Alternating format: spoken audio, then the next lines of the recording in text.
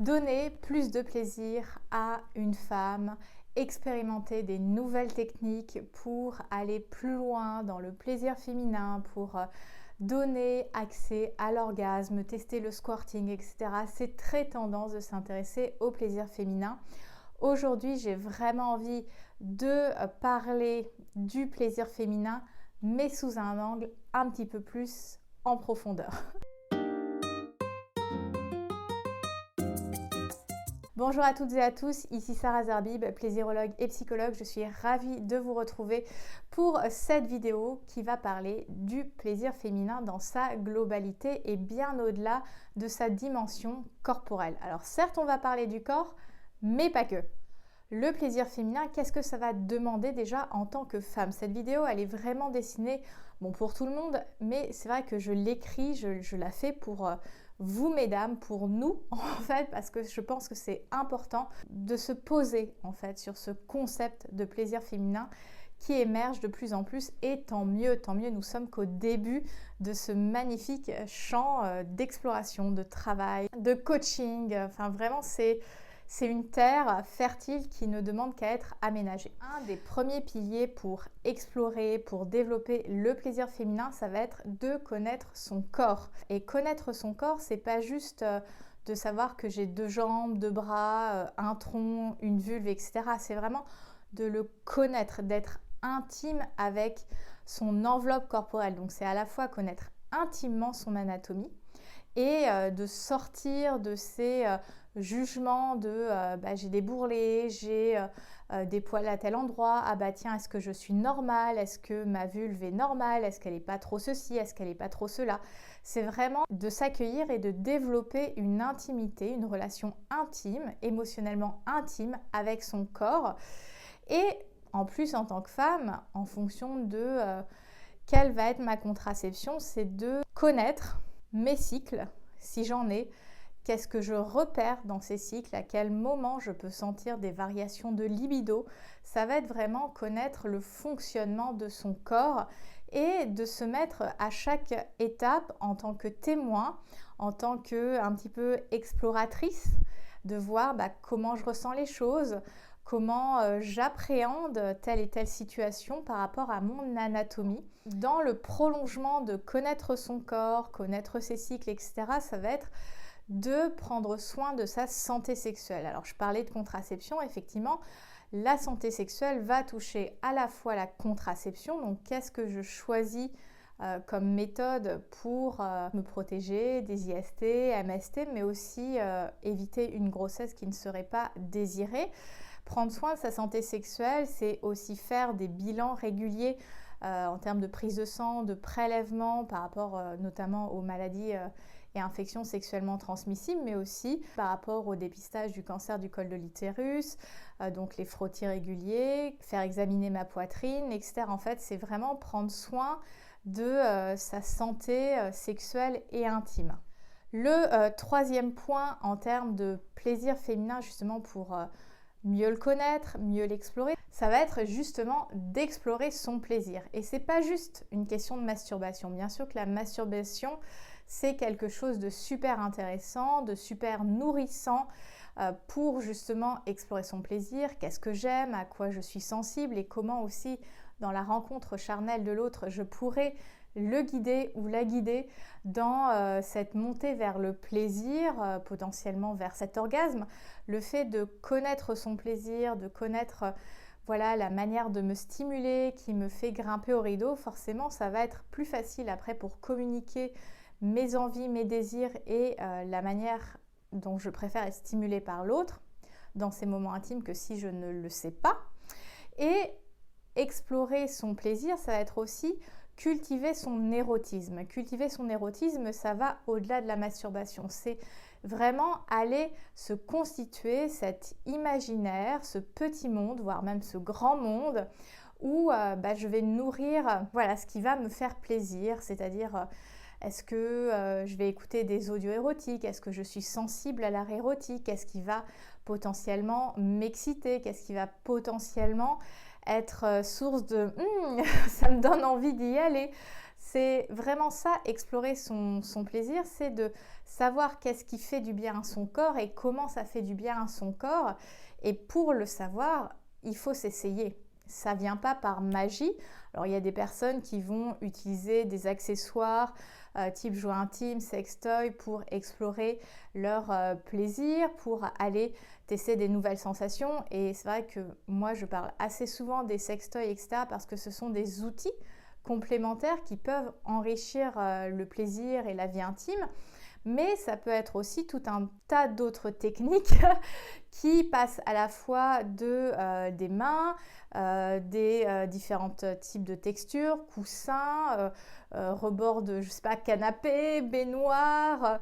Est-ce que je préfère le faire tête en bas parce que ça me fait un afflux sanguin au niveau de la tête et que ça m'excite? Est-ce que c'est le fait de le faire sous la douche? Enfin voilà, explorer tous les contextes dans lesquels mon plaisir va être comme ça.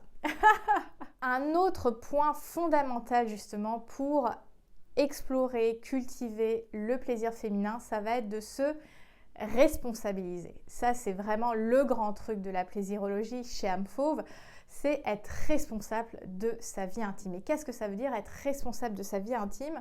En fait, c'est sortir tout simplement que c'est l'autre, souvent l'homme, qui va me faire découvrir la vie, qui va me faire me découvrir à moi-même. Non, non, non, non, non, je n'attends pas que ça soit l'autre qui fasse le job. C'est mon corps, c'est mon corps, c'est moi qui suis responsable et le plaisir n'est pas censé être quelque chose d'étranger. Autant on peut savoir qu'est-ce qui nous fait plaisir dans l'alimentation, qu'est-ce qui nous fait plaisir dans les voyages, qu'est-ce qui nous fait plaisir dans notre job, qu'est-ce qui nous fait plaisir, je sais pas, dans les vêtements, etc. Tout ça, c'est ok, on maîtrise ce genre de plaisir, mais dès lors qu'il s'agit du plaisir intime quand on est une femme, il y a beaucoup plus de réticence et il y a toujours encore un petit peu cet attentisme que l'autre va mieux savoir que moi, je suppose que l'autre a plus d'expérience que moi. Et en fait, l'expérience n'a rien à voir avec le nombre de partenaires. On peut avoir eu beaucoup de partenaires et finalement manquer d'expérience intime et charnelle parce qu'on va être dans des mécaniques, des choses qui vont être plaquées, on ne va pas vraiment s'intéresser au plaisir de l'autre. Et parfois, on peut ne pas avoir eu beaucoup de partenaires et avoir un érotisme extrêmement riche. Et c'est ça que j'ai envie qu'on développe dans notre société, c'est cette richesse d'érotisme par cette responsabilisation de ma vie intime. Parce que c'est ma vie intime, elle m'appartient. Donc pourquoi je vais attendre que ça soit l'autre qui m'éduque à mon plaisir, à ma sexualité? Alors effectivement, dans la rencontre charnelle, dans la co-création des espaces, bien sûr que l'autre peut à des moments me faire découvrir quelque chose que je n'ai pas découvert parce que on va faire preuve d'inventivité, parce que lui a testé quelque chose peut-être à un autre moment ou avec une autre personne et va vouloir le recréer avec moi. Et là, ça va faire badaboum bim boum, une nouvelle sensation. Bien sûr que ce sont des éléments qui font partie de la vie intime, mais le vrai point sur lequel il est important pour moi d'insister, c'est de ne pas attendre après l'autre. Qu'il n'y a pas d'âge pour explorer son plaisir et être responsable de sa vie intime. Que tu aies 20, 30, 40, 50, 60, 70 ans, tu es responsable de ton plaisir et tu peux dès à présent l'explorer et être responsable de ta vie intime, que tu sois célibataire ou en couple, peu importe ta situation relationnelle, parce que c'est ta vie intime. Le 5e point justement pour développer son plaisir, pour explorer le plaisir féminin, ça va être de prendre soin de son désir. Et c'est quelque chose de très challengeant pour les femmes. Parce que ça demande de se centrer sur soi, alors qu'on parle toujours du désir de l'autre. Effectivement, le désir va être tourné vers quelqu'un. Mais pour qu'une femme puisse avoir ce désir qui se tourne vers quelqu'un, la femme a besoin de se recentrer sur elle-même. Parce que la femme, peu importe la génération, même si on est féministe, etc., on va être en permanence tourné vers l'extérieur, sur nos obligations, sur cette fameuse to-do list, sur le fait d'être compétente au travail, parce que comme on est des femmes indépendantes, on a besoin d'être au rendez-vous d'un point de vue professionnel, d'assurer, et donc on doit être présente sur tous ces terrains, sur tous ces domaines où on doit assurer, et après on s'étonne qu'à la fin de la journée, on n'ait juste qu'une seule envie, c'est de se mettre dans le canapé en pilou-pilou à regarder Netflix. Bah oui, on est totalement dirigé vers l'extérieur et on ne crée pas d'espace pour se recentrer sur soi. Et on va dire, ouais, mais il faut prendre soin de soi, machin et tout. Mais prendre soin de soi, j'en faisais un post récemment sur les réseaux, c'est qu'il y a dans notre société du bien-être politiquement correct, une bonne manière de prendre soin de soi. Et en fait, lorsqu'il s'agit de vie intime, de sexualité, pour qu'une femme ait accès à son désir, ça va lui demander de créer de l'espace pour se centrer sur elle-même, pour avoir accès à ce qui se passe à l'intérieur. Et quand on va dans les moments de conflit de couple, etc., de dire à sa partenaire « Non, mais tu ne me désires plus », mais c'est normal qu'elle ne te désire plus parce qu'elle n'a pas l'espace de te désirer. Si on est en permanence collé, si on se suit en permanence, si on se dit en permanence « Tu me désires plus, on ne fait plus assez l'amour », bah forcément, l'attention, elle est tournée vers le partenaire qui expérimente ça, et donc la femme n'a plus aucune place pour se tourner vers elle-même et potentiellement avoir accès à son désir. Donc cultiver son désir, ça va demander d'avoir des espaces individuels qui m'appartiennent et dans lesquels je peux être dans mon narcissisme et dans ce qu'il y a de meilleur dans mon narcissisme, c'est-à-dire l'amour de moi, ce que je ressens par rapport à moi et potentiellement après je pourrais m'orienter vers l'autre. Un autre point qui est fondamental pour l'accès au plaisir féminin, c'est de s'autoriser à faire du bruit. Mesdames, bien sûr, on a été élevé dans cette idée d'il faut être sage, faut être présentable, faut être convenable, faut être ceci, faut être cela.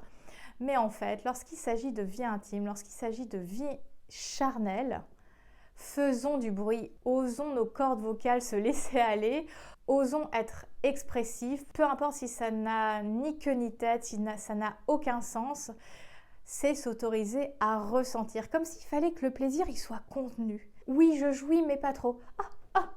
Non, non, le plaisir, il déborde.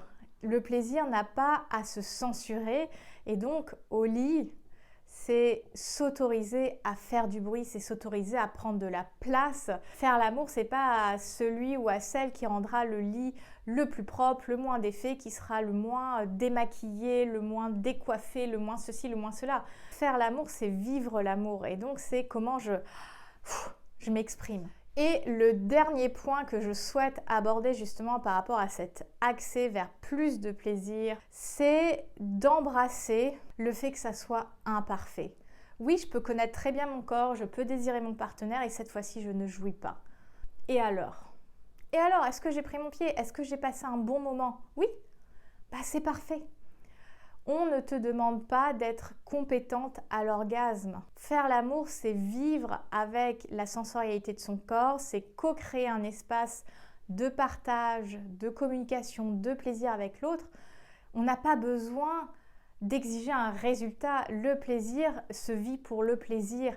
S'il y a un orgasme, c'est cool, trop bien. Et s'il n'y en a pas eu, bah c'est trop bien aussi parce qu'on a passé un bon moment ensemble. Donc c'est sortir de cette pression, de cette injonction à l'orgasme que le plaisir féminin, alors oui, il peut y avoir des fois des choses qui peuvent sembler mécaniques, juste en stimulant le clitoris, la vulve, le machin, le truc, c'est censé arriver. Et des fois, ça n'arrive pas. Et ce n'est pas grave en fait. C'est de s'autoriser à vivre son plaisir et l'imperfection du plaisir. Parce que oui, il y a des choses qui se ressentent par le corps. Et par-dessus, il y a le rapport émotionnel au plaisir. Donc, penser que le sexe dissocie les deux, sexualité et intimité, c'est faire complètement fausse route. Donc, c'est apprécier, embrasser l'imperfection du plaisir de manière générale et pas juste du plaisir féminin. Des fois, ça va venir et des fois, ça va pas venir. Et c'est s'autoriser à parfois poser une limite, à dire non, à dire stop, à dire vas-y, j'ai envie. Ah bah non, c'était pas ce qu'on avait prévu, mais et puis tant pis, on va être en retard à ce dîner, mais on a trop envie l'un de l'autre. C'est d'être dans le mouvement de la vie charnelle. Et sortir de une vie intime épanouie, c'est forcément faire 3 fois l'amour par semaine, dans telle et telle position, avec tel et tel accessoire, parce que c'est ça, avoir une sexualité positive. Non, c'est sortir de tout ce qui est injonction, tout ce qui est conditionnement, et c'est se créer le terrain de jeu de sa vie intime. Et ça, c'est individuel, c'est personnel. et personne d'autre que toi ne peut construire ce terrain de jeu. Donc c'est à toi de le décorer, c'est à toi de l'explorer, c'est à toi de l'expérimenter, c'est à toi de l'aménager. Et on s'en fout si telle couleur ne va pas avec telle couleur ou si ça ne te semble pas cohérent, on s'en fiche. Le plaisir ne demande pas de cohérence, le plaisir demande à être ressenti. Voilà les fondamentaux que je souhaitais aborder avec toi. J'espère que cette vidéo t'a plu. N'hésite pas à me partager en commentaire justement qu'est-ce qui t'a fait le plus waouh dans cette vidéo ou peut-être ce à quoi tu ne t'attendais pas ou justement peut-être toi dans ton exploration du plaisir féminin, qu'est-ce que tu as découvert qui a été fondamental pour toi. Vraiment, ça m'intéresse que tu me partages ton expérience justement sur ce sujet-là. Pour aller plus loin, je t'invite à aller voir cette vidéo qui déconstruit les idées reçues autour de la masturbation et du couple. C'est un vrai sujet qui est super important, donc je t'invite à aller voir cette vidéo, que tu sois en couple ou pas, mais elle est vraiment super intéressante. Si tu n'es pas encore abonné à la chaîne Âme Fauve, je t'invite d'ores et déjà à t'abonner à la chaîne. Ça me ferait super plaisir de t'avoir, de te compter parmi la communauté des âmes fauves qui veulent justement prendre soin de leur vie intime et cultiver un nouvel érotisme. Tu peux me retrouver sur toutes les plateformes, réseaux sociaux, etc. Les liens sont en box de description.